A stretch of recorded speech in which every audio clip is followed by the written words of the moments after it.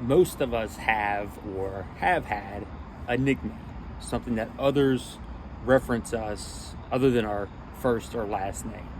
I know I have had at least a handful of nicknames growing up, some of which I still go by. People still reference me by these nicknames, and in particular, one that comes to mind, probably my first nickname, was Buck, Buck.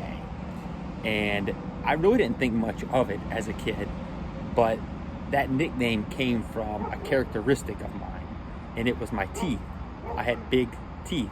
I was a smaller kid, but I had buck teeth, as they would say. So not exactly a compliment, right? That nickname. People would call me Buck.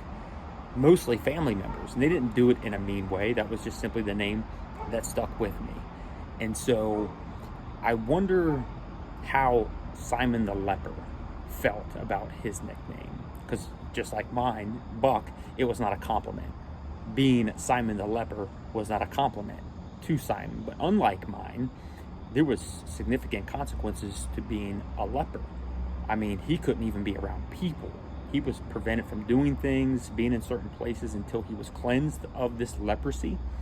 And obviously, he was cleansed because, as this story goes, Jesus was at his house. So he was no longer a man with leprosy, but he was still known as Simon the leper. And like I said, I never took offense to my nickname, and family members, even still to this day, some call me Buck. I don't think Simon the leper took offense to his nickname once it was in the past. It was no longer offensive. If anything, it was a reminder of what Jesus probably did for him, healing him of leprosy. And a constant reminder when someone would say, "Hey, Simon the leper," he would remember what Jesus did for him. Because here he is hosting Jesus at his house. And we'll continue on with how this story unfolds. But if it's in the Bible, it's significant. So it is significant that it mentions Simon the leper just this one time. It doesn't mention how or when or if Jesus even did heal him. One can presume he did if Jesus is at his house and he was once someone with leprosy, but no longer was, because of what Jesus did to his life. And a pretty special thing happens after this, and we'll dive into that moving forward.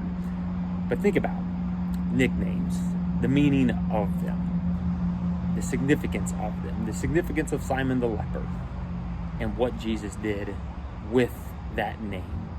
Once meant for bad, the leper, he turned it into something good, and something Simon could look at and be like, wow, I used to be that, but now I am this because of Jesus.